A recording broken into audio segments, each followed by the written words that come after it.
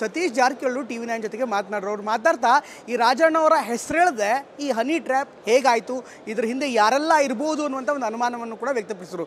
ಇದರ ಜೊತೆಗೆ ಒಂದು ಅಚ್ಚರಿಯ ಹೇಳಿಕೆ ಅಂದರೆ ನಮ್ಮ ಸ್ವಪಕ್ಷದವರೇ ಇದ್ರೂ ಕೂಡ ಆಶ್ಚರ್ಯ ಇಲ್ಲ ಅನ್ನುವಂಥ ಮಾತನ್ನು ಹೇಳಿದ್ರು.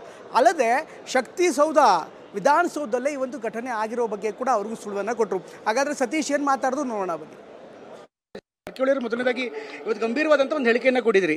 ಇಬ್ಬರು ಸಚಿವರಿಗೆ ಹನಿ ಟ್ರ್ಯಾಪ್ ಮಾಡುವಂಥ ಪ್ರಯತ್ನ ಮಾಡಲಾಗಿದೆ ಅನ್ನುವಂಥ ಮಾಹಿತಿಯನ್ನ ಬಹಿರಂಗ. ಇಬ್ಬರಿಲ್ಲ ಒಬ್ಬರೇ 2 ಸಾರಿ ಅಟೆಂಪ್ಟ್ ಮಾಡಿದ ಅಂತ ಹೇಳಿದೆ. ಇಬ್ಬರಲ್ಲ, ಒಬ್ಬರೇ ಸಚಿವರಿಗೆ 2 ಸಾರಿ ಅಟೆಂಪ್ಟ್ ಮಾಡ್ಲಿಕ್ಕೆ ಹೋದಾಗ ಅಲ್ಲಿ ಘರ್ಷಣೆಯನ್ನು ಕೂಡ ಆಗಿದೆ, ವಾದ ಕೂಡ ಆಗಿದೆ.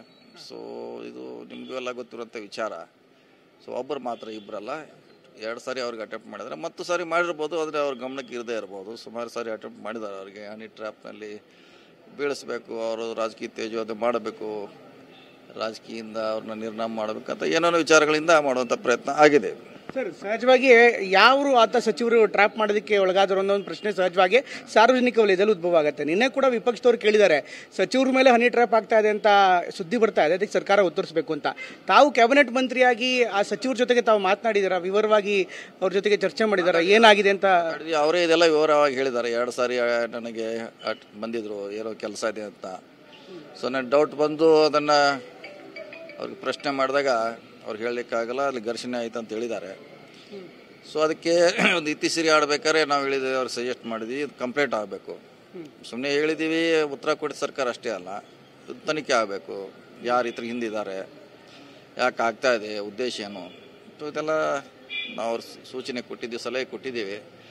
ಸೊ ನೋಡೋಣ, ಅವರು ಕಾನೂನು ತಜ್ಞರ ಜೊತೆ ಮಾತಾಡ್ತೀವಿ ಅಂತ ಹೇಳಿದ್ದಾರೆ. ಮಾತಾಡಿದ್ಮೇಲೆ ಕೊಟ್ಟರೆ ಒಳ್ಳೆಯದು. ಸರ್, ಈ ವಿಚಾರ ಸಹಜವಾಗಿ ಇನ್ನೊಂದು ಪ್ರಶ್ನೆ ಉದ್ಭವ ಆಗೋದು, ಅವರಿಗೆ ಎಷ್ಟೆಲ್ಲ ಪ್ರಯತ್ನ ಮಾಡೋಣ ಯಾರು ಮಾಡಿಸಿದ್ದು ಅನ್ನುವಂಥ ಕ್ಲೂ ಸಹಜವಾಗಿ ಆ ಸಚಿವರಿಗಿರುತ್ತೆ. ಇದ್ರ ಹಿನ್ನೆಲೆ ಯಾರು ಇದೆಯಾ, ಯಾರು ಮಾಡಿದ್ದಾರೆ, ಯಾರಿದ್ರ ಹಿಂದೆ ಯಾರು ಪ್ರಭಾವಿಗಳಿದ್ದಾರೆ? ನಾವು ಹೇಳಿದ್ರೆ ಅದು ಆರೋಪ ಆಗ್ತದೆ, ರಾಜಕೀಯ ಆರೋಪ ಆಗ್ತದೆ. ನಾವು ಯಾರ್ದಾರ ಹೆಸರು ಹೇಳಿದ್ರೆ ರಾಜಕೀಯ ಆರೋಪ ಆಗ್ತದೆ. ಒಂದು ಯಾವುದೋ ಏಜೆನ್ಸಿ ಅದನ್ನೇ ಪ್ರೂವ್ ಮಾಡಿದ್ರೆ ಅದು ಪಕ್ಕ ಆಗ್ತದೆ. ಅದಕ್ಕೆ ನಾವು ಹೇಳಿದ್ರೆ ಇಲ್ಲಿ ನಮಗೆ ಯಾರೋ ಬೇಡದಾರ ನಾವು ಹೇಳ್ತೀವಿ, ಅವ್ರು ನಮಗೆ ಆರೋಪ ಮಾಡ್ತಾರೆ, ಸರಿಯಲ್ಲ. ಅದು ಅಥಾರಿಟಿ ಏಜೆನ್ಸಿ ಮಾಡಿದ್ರೆ ಒಳ್ಳೆಯದು. ಅಲ್ಲಕ್ಕಿಂತ ಮುಖ್ಯವಾಗಿ ಸರ್, ನಿನ್ನೆ ಸುನಿಲ್ ಕುಮಾರ್ ಅವರು ಕೂಡ ಸದನದಲ್ಲಿ ಮಾತಾಡ್ತಾ ಸ್ವಪಕ್ಷೀಯರೇ ಮಾಡಿದ್ದಾರೆ ಅನ್ನುವಂಥ ಆರೋಪ ಮಾಡಿದ್ರು. ಅದು ಸತ್ಯವೇ? ಸ್ವಪಕ್ಷೀಯರೇ ಮಾಡಿದ್ದಾರೆ ಅನ್ನುವಂಥ ಕ್ಲೂ ಏನಾದ್ರು ಇದೆಯಾ? ನಿಮ್ಮ ಪಕ್ಷದವರೇ ನಿಮ್ಮ ಸಚಿವರ ವಿರುದ್ಧ ಈ ರೀತಿಯ ಅಂತ ಒಂದು ಪ್ರಯತ್ನ ಮಾಡಿದ್ದಾರೆ ಇರ್ಬೋದು. ಇಲ್ಲ ಅಂತ ಹೇಳಿಕ್ಕೆ ರಾಜಕೀಯದಲ್ಲಿ ಅಷ್ಟು ಕೆಳಮಟ್ಟಕ್ಕೆ ಹೋಗಿದ್ದು ರಾಜಕೀಯ. ಈಗ ಅಷ್ಟು ಕೆಳಮಟ್ಟಕ್ಕೆ ಹಿಂದಿನ ಸರ್ಕಾರದಲ್ಲಿ ಕೂಡ ಕೇಳಿದ್ವಿ ನಾವು. ಹಿಂದಿನ BJP ಸರ್ಕಾರದಲ್ಲಿ ಕೂಡ ಕೆಲವು ಮಂತ್ರಿಗಳನ್ನು ಈ ರೀತಿ ಮಾಡಿ ಬ್ಲ್ಯಾಕ್ ಮೇಲ್ ಮಾಡಿದ್ದನ್ನು ನಾವು ಕೇಳಿದ್ದೀವಿ.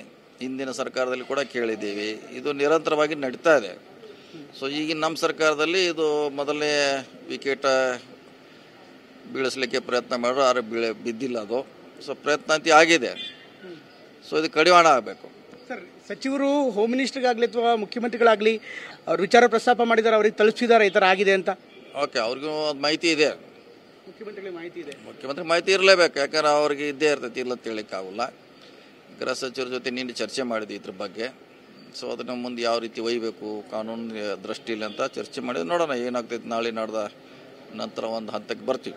ಇದಿಷ್ಟು ಸಚಿವರು ಅಂತ ಸತೀಶ್ ಜಾರಕಿಹೊಳಿ ಅವರು ಹೇಳ್ತಾ ಇರುವಂಥ. ಮತ್ತು ಕ್ಯಾಮ್ರಾಮನ್ ಮುತ್ತುರಾಜ್ ಜೊತೆ ಪ್ರಮೋದ್, TV9 ಬೆಂಗಳೂರು.